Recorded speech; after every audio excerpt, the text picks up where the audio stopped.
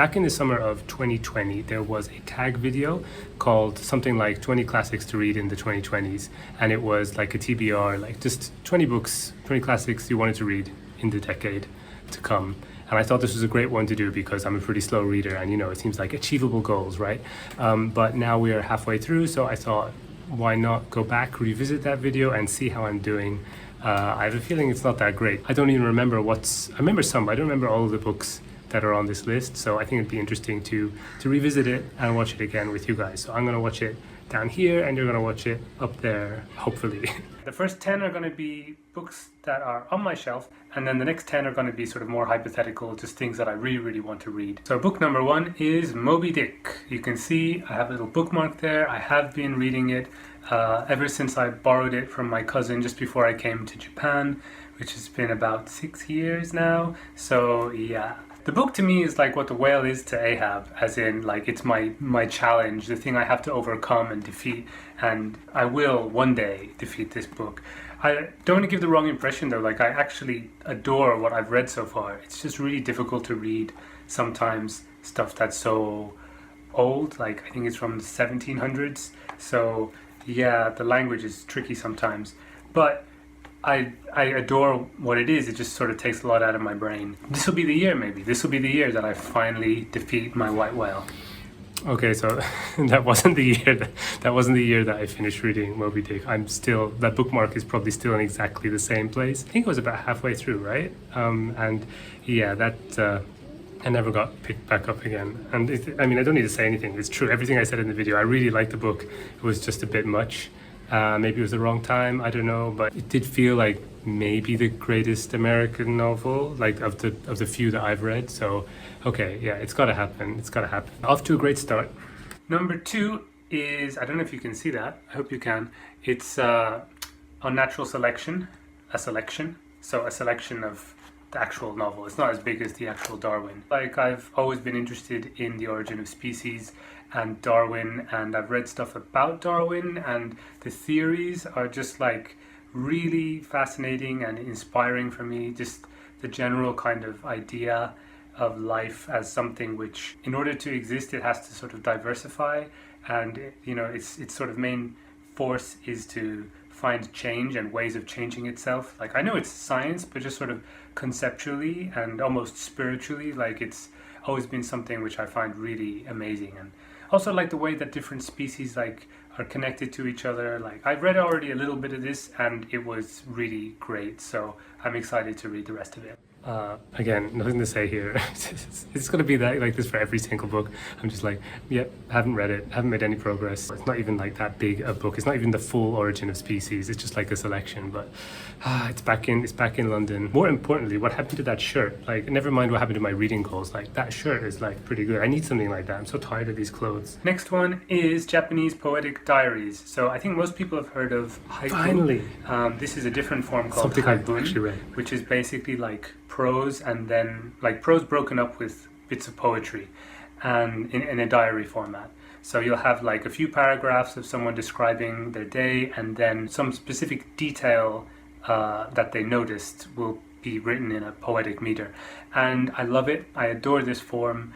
It's something that not enough people know about. The thing that stuck me with this was one called The Diary of Izumi Shikibu, which, even though I love the form, I just found it really dull. And like, some poems were great and some moments were great, but it was just not that accessible. And it was written, I don't know when it was written, in the Heian period, so like 2,000 years ago or something. It was, I don't know, it was just really hard to get into. I really want to read the last one in this as well, which is only a few pages long, by Shiki Masaoka. This guy, I read a little bit about him. He sounds really cool. He kind of reinvented the haiku form, and like for the Meiji period. So he brought like the Japanese traditional poetic forms into the modern age. Shiki apparently is the name of a Japanese cuckoo, which was supposed to make the sound as though while it was singing it was also coughing up blood, which is a lovely image. But yeah, Shiki got tuberculosis. He was like, right, that's my pen name. From now on, I want to be known as Blood Cuckoo. The idea of, like, I'm a a poet, and as I sing, I'm also coughing up blood. It's kind of metal. So I've got a lot of respect for him, and I really want to read that too. Okay, so this is kind of an interesting one. I did go back to that diary of Izumi Shikubu, and I loved it the second time. So that's actually kind of a happy ending to this entry, because like, yeah, the one that I really struggled with, then I kind of DNF'd it, and then I went back and I read the whole thing from the beginning again a few months later, maybe even a few months after this video, I don't know. But like, I absolutely loved it. Like, it just unlocked for me like whatever I wasn't getting from it the first time. So that's satisfying. And I did actually read Masaoka Shiki poems. Speaking of birds coughing up blood, this crow won't stop. Thank you. No? Okay. But I do remember there's a section of that book which is the, what was it? The Long Road to the North or something like that by Matsuo Basho. And I've already read that in a different edition, in the Penguin Classics Black Spines edition. So I didn't read it this time, but I would like to read it again and compare the translations. So this one is like, I guess, like a kind of a 90% done. Like, I've read everything in it technically, but I'm counting it. Next we have Slaughterhouse 5. Can you read that? It kind of covers Slaughterhouse 5. So yeah, I don't know where this book came from. It's kind of like a mystery to me. Like, it was just there on my shelf one day. I seriously like don't remember buying it or being given it by anyone. If you know how I got this book, if you gave me this book, I'm sorry, just please reveal yourself. It feels like one of those things where you go out with the lads, get absolutely hammered, the next day you wake up, there's a strange book on your shelf. I just opened to a random page and it says everything was beautiful and nothing hurt. So that gives me incentive to read it right here, right now. I did read that one. I liked it.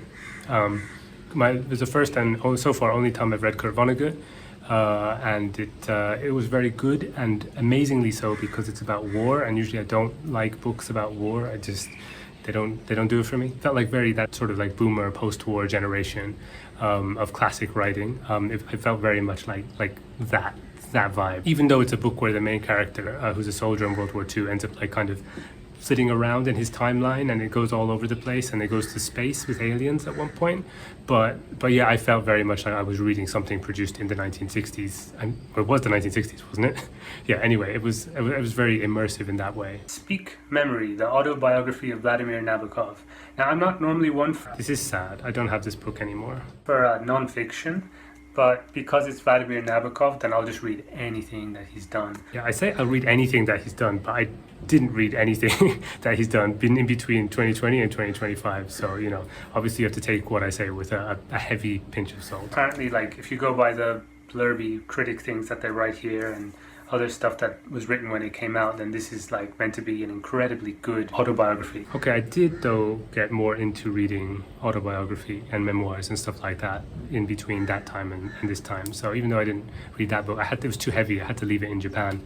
I donated it, I think, but like it's one of those donation things where they may have just thrown it away because it was a bit old and the pages were a bit scuzzy, you know. So I don't know. Maybe that book got incinerated, I'm afraid.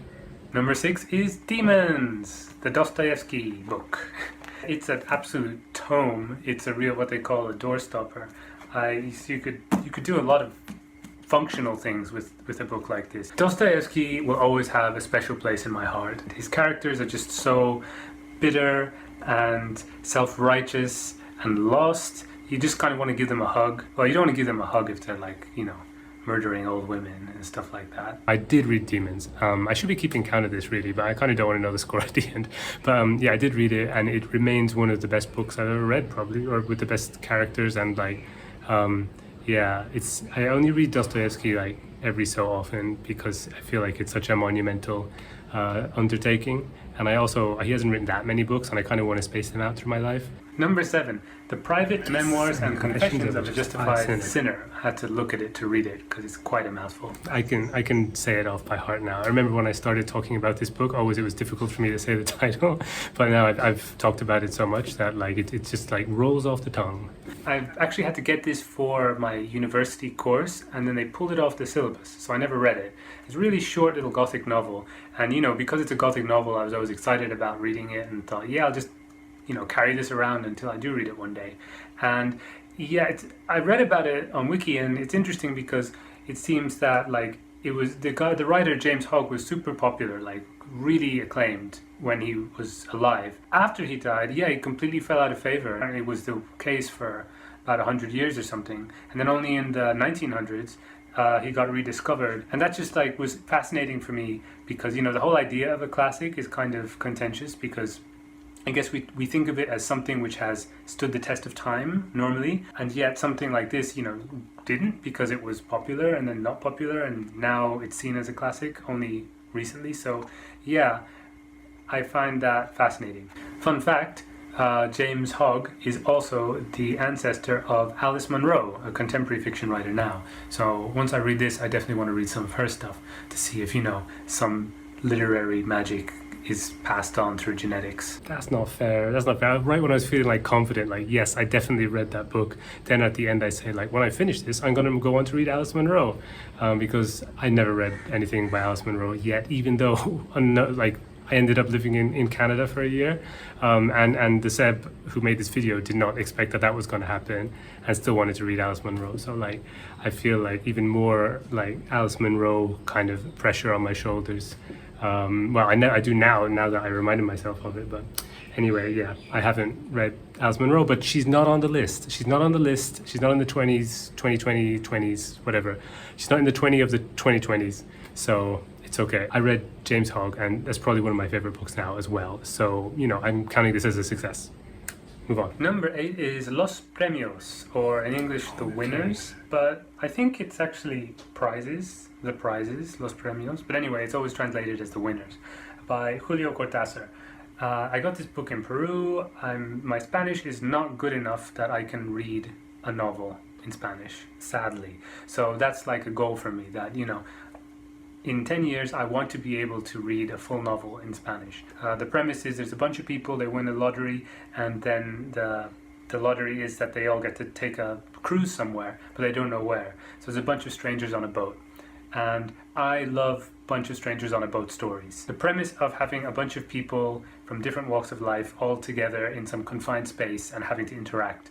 It doesn't have to be a boat. It could be, like just people in a train carriage or in an elevator that's stuck. Something that means like people who had their own little stories suddenly have to talk to each other, and like just, I guess, like an excuse to trap a lot of people together.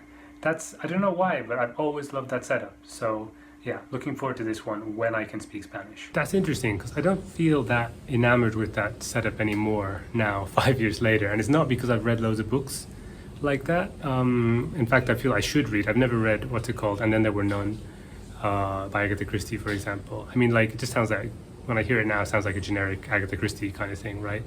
But anyway, I haven't read that book yet, but I've made progress because is it progress? I found the English translation, which is pretty rare, I think. I found it in a bookshop in Dublin, and I bought it. So I have both the Spanish version and the English version.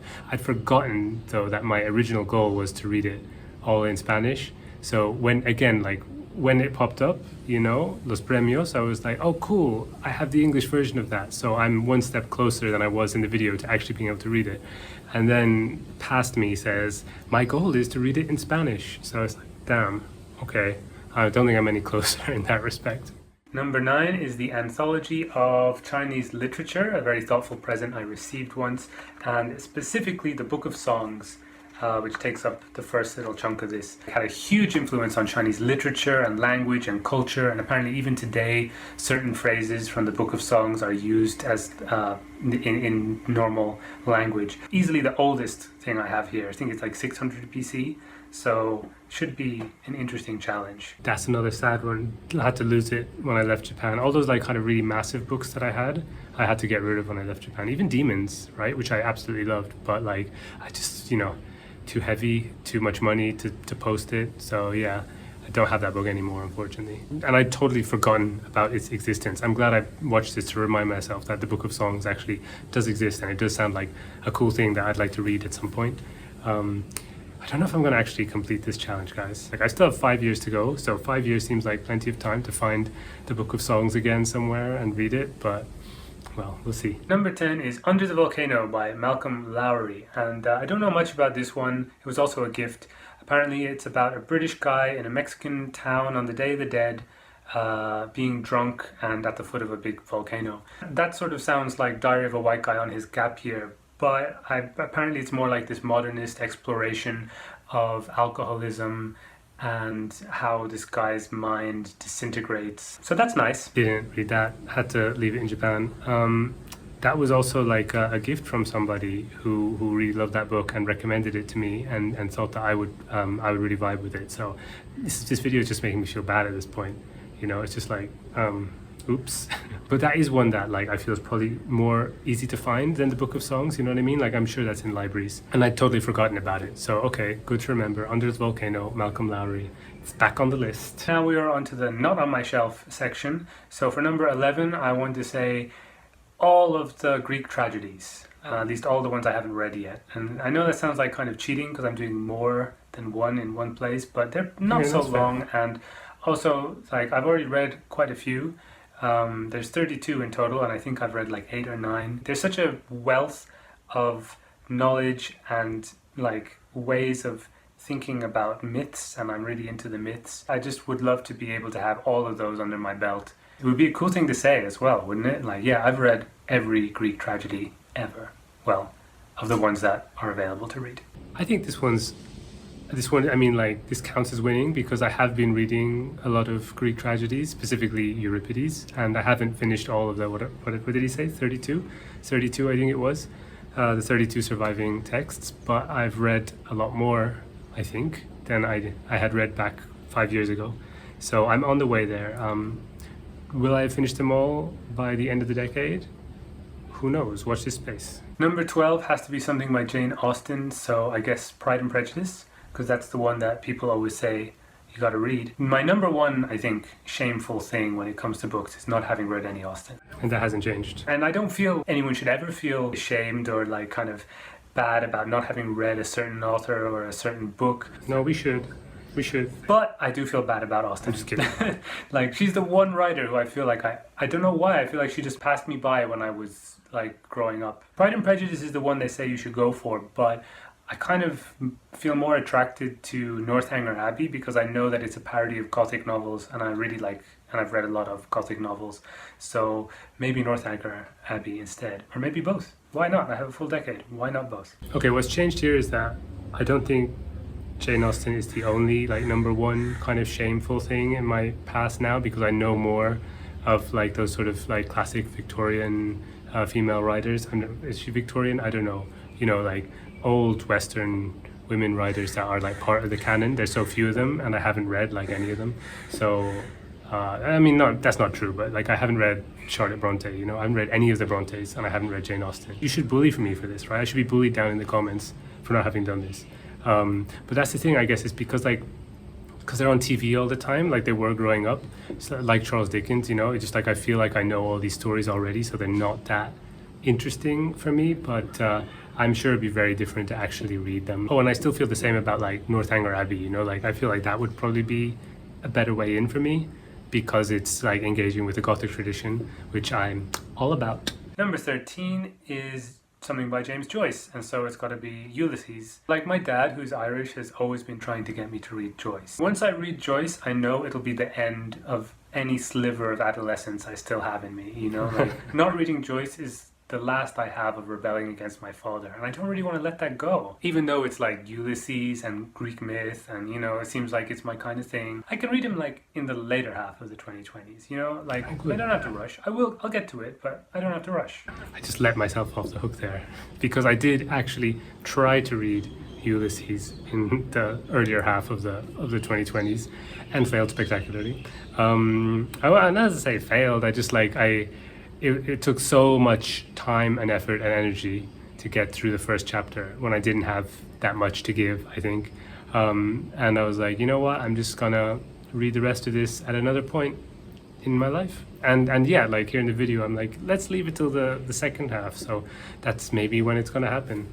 Sorry, Dad. 14 is Nostromo by Joseph Conrad. Now, I could say with this one that I've never read anything by Conrad, and so I want to read something that's not Heart of Darkness, but you know, a little bit more off the beaten jungle track.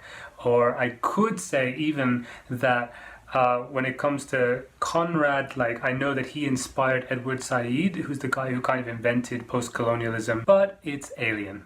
Yeah, Nostromo is the name of the spaceship in Alien, and I like Alien, so I want to read Nostromo. That is my main base reason. I really like Alien, and you know, I want to be that Alien fan who can say like, oh yeah, it's a great movie, I love the cinematography, but have you read the novel that the spaceship's name is based off of? I'm still a big fan of Alien, and I actually bought Nostromo, and I started Nostromo, and I read a lot of it, I think. I don't know, 25% or something, and I feel now I understand, you know, the whole Joseph Conrad thing, at least way more than I did when I was making this video, because like, yeah, I can see the post-colonial stuff, I can see I guess I can see what the big deal is. And I came up with a theory, which I think is probably correct, as to why they came up with the name of this book, Nostromo, to be the name of the spaceship in Alien. Like, I figured it out.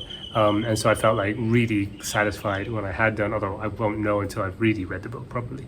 But yeah, the reason I didn't finish it isn't like Moby Dick or Ulysses, like it was just too much for me. I just left the country. I left Europe, and I came to Asia again, and it's just a big chunky book, and I read very slowly. I think this is what I'm learning the most from this video, that when I start to embark on big chunky things which take me months to finish, then often they don't get finished because I can't carry them with me, because my arms are not very strong. Number 15 is something by Mario Vargas Llosa. I'm not sure what his most famous book is. I have read something by Mario Vargas Llosa. Okay, I'm just going to get in that success there. Finally, we're back on track. I'll put like one of his most famous books here. He's a Peruvian writer, and he won the Nobel Prize, so I should read him. I haven't read any Peruvian writer apart from Cesar Vallejo, who I like, and I'm half Peruvian. What was it called? It was a detective novel. I got it out of Vancouver City Library.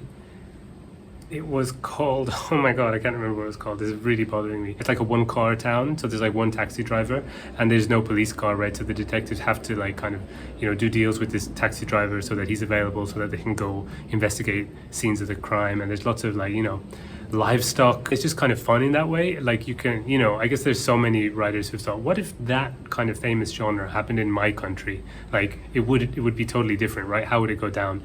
And so it's got that feeling, but I can't remember the name. Oh, this is killing me. I can't get it. I cannot remember it for the life of me. That I'm gonna look it up as soon as I finish doing this, and then I'm gonna post it down in the description. 16 is Beloved by Toni Morrison. Now, Beloved was written in 1987, so that's really pushing it, I think, to count like what a classic is. Even though it's arbitrary, I guess, like, you know, it's definitely the youngest book on this list. I've never read anything by Toni Morrison, and I know it's got a kind of ghost story-ish thing going on in it. So that's all I know about it, apart from like it's to do with slavery, I think. Okay, so what's changed is I have actually started reading a Toni Morrison book, which again I forget the title of. I didn't gel with it very much. Like I liked loads of bits of it, like loads of like kind of sentence by sentence things. Oh my god, what was that book called? Oh, this is killing me now. This is what happens 5 years later, you know, the senility, I can't talk. I'm going crazy, that's what I'm saying. I'm losing my marbles with old age. Middlemarch by George Eliot. I read one book by George Eliot in high school, Silas Marner, I think it's called, and I really didn't like it. Maybe it's just not a good book for high school, I don't know, but I don't remember it very well, and I want to give George Eliot another shot, and this is like her main thing. I guess I'm also like interested, just like the fact that she's a woman called George is like, seeing it with modern eyes, it seems really badass and cool and queer. So the first booktube videos that I ever saw were by insert literary pun here, which I'll link to somewhere down there, and she like talked a lot about George Eliot. I think it's George Eliot's one of her favorite writers, if not her favorite writer, so that was also kind of inspiring. Right, so yeah, no George Eliot. I had a chance when I was in Ireland. I had like a big beautiful version of The Mill and the Floss on my shelf, but that didn't happen. I think I probably did a video about it, like, look at this amazing George Eliot book that I own now, but like no, it's still on that shelf in Dublin. And The Mill and the Floss is actually, I think, insert literary pun's favorite book. I forget her name. What was her name? Anyway, she's still like going strong on BookTube, which is great. but like I think that was her favorite book. At least it was her favorite George Eliot, and I had it and I didn't read it. The Golden Pavilion by Mishima Yukio. Now this is a story about a guy who, I think he's a priest, but anyway, like he loves this Golden Pavilion, which is a temple, Kinkakuji in Kyoto, and he's so like in awe of its grandeur and its beauty and its architecture and its religious symbology, whatever. He's just so into it that he feels he needs to burn it to the ground.